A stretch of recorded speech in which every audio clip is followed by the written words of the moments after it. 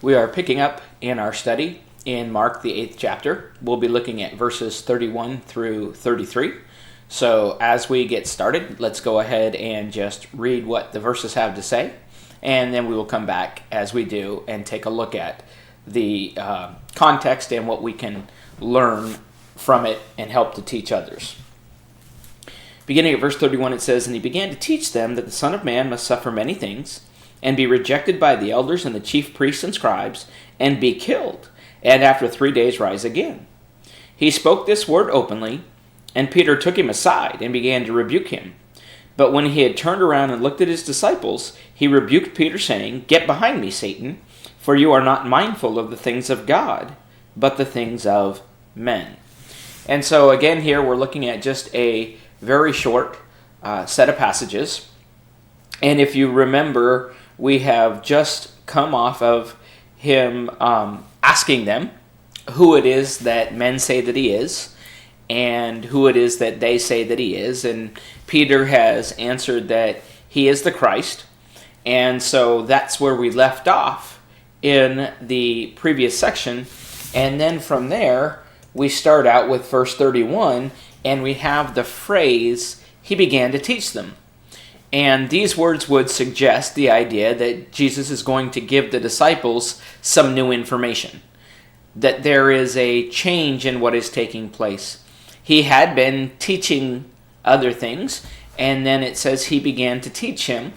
And as we study this particular book, and as we talk to other people, we can make note of the fact that up to this point, we've seen the disciples have had the opportunity to witness his power and authority. And so they've seen how he has been able to teach and to heal. And now he is going to start teaching them about what to expect that is coming. And so there's this change at this point in his teaching just a little bit to these disciples. We'll also find that in this particular section that he has used a different term than Christ, which is what Peter has just identified himself. Different people have different ideas as to why he chose to go ahead and use this particular term for instances of study with other individuals, and certainly people that are not as familiar with the Word of God and its teachings. I would say that it's really not a huge point that needs to be made. It's not something that we need to dwell on. We can simply read that it is mentioned here that he calls himself the Son of Man. And then at the end of that statement up there, we see the word must. And we all understand, and the people that you're studying with will understand what that particular word means.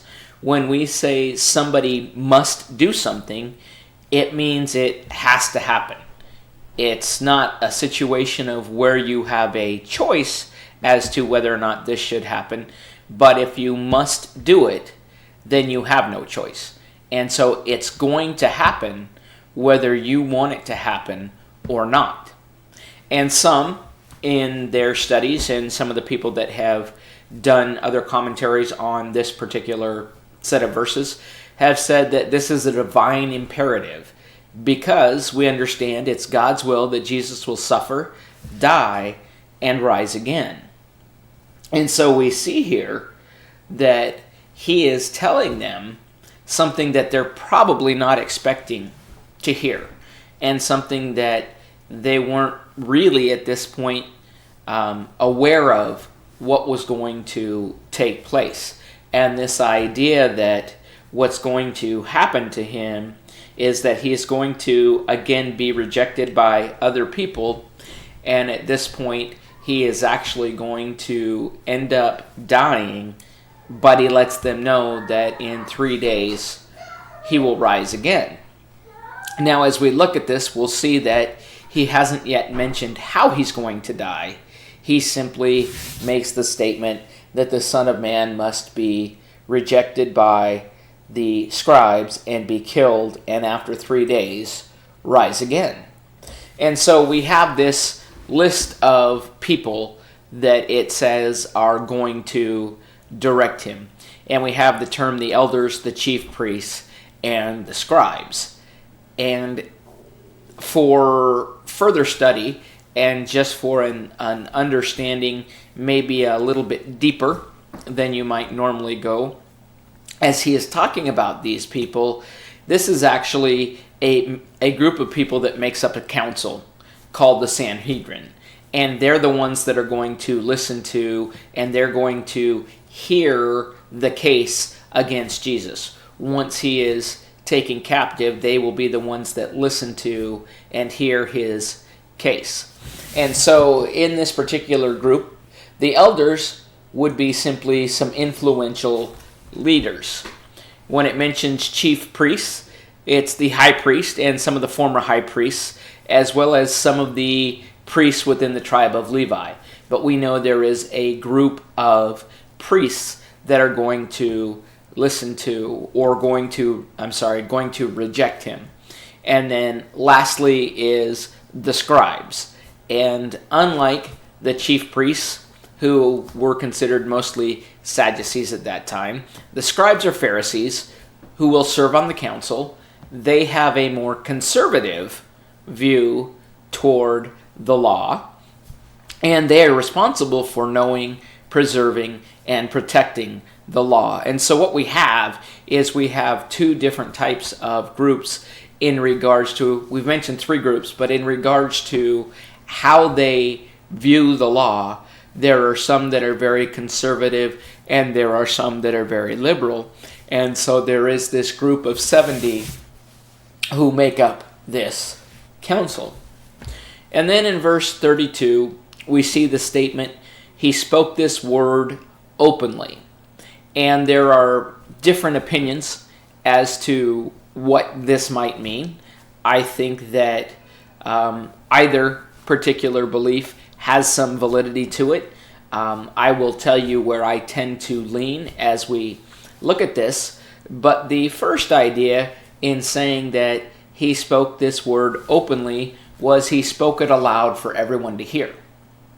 And the reason that people will come to this conclusion and kind of look at it this way is because we then see within the same verse that Peter is going to take him aside. He's not going to speak to him out in the open, but he's going to be talking to him more privately. So that is one possibility.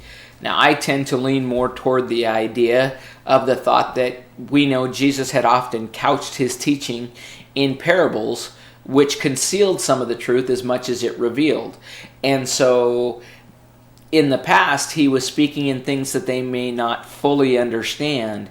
But what he's teaching here is he's teaching very openly, and it's very easy to understand. There's nothing in there that's concealed like you might find in a parable. He's speaking more direct, we would say. And then, as I mentioned, we see that at the end of the verse, Peter takes him aside and begins to rebuke him. Peter has heard what Jesus just had to say, and now Peter has something to say. And we know and we understand, and we can talk about this with anybody that we're studying with, is that Peter tends to be one of the first to speak up when the disciples are together as a group. He tends to stand up and speak up prior to any of the others, and he tends to give what he believes to be the overriding opinion of the entire group. So we see here, Peter takes him aside and he begins to rebuke him. And this is the idea really that Peter doesn't believe that these things should happen, that these things are not going to happen, that it cannot be this way. This is not what's going to take place. And so here we see that this very same individual who in our previous study was so quick to step up and say, "You are the Christ," we see that there's still some confusion for him in regards to exactly what it is that Jesus' mission here on earth is. And so Jesus has said these things must take place, as in there's no alternative. And Peter is rebuking him. And then what we have is we see that Christ then turns around because he's been taken aside from the other disciples. He turns around and faces all of them. And then he rebukes Peter and says, "Get behind me, Satan. You are not mindful of the things of God, but the things of men." And this feels like a very harsh rebuke. And the reason for that is because it is a very harsh rebuke.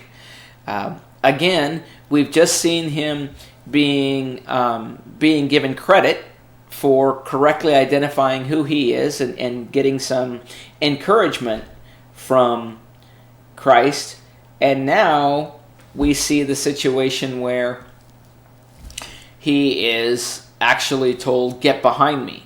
You are not mindful of the things of God, but the things of men." He's explaining to Peter that you don't fully understand because you're thinking in man's terms and you don't know the mind of God.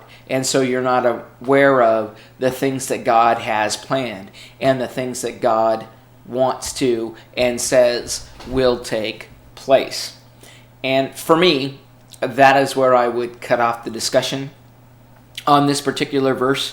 There would be some that want to delve into the idea of why did Christ use the term Satan, and they'll discuss or think about whether or not, Satan had entered into Peter, as some believe. I don't hold to that particular way of thinking.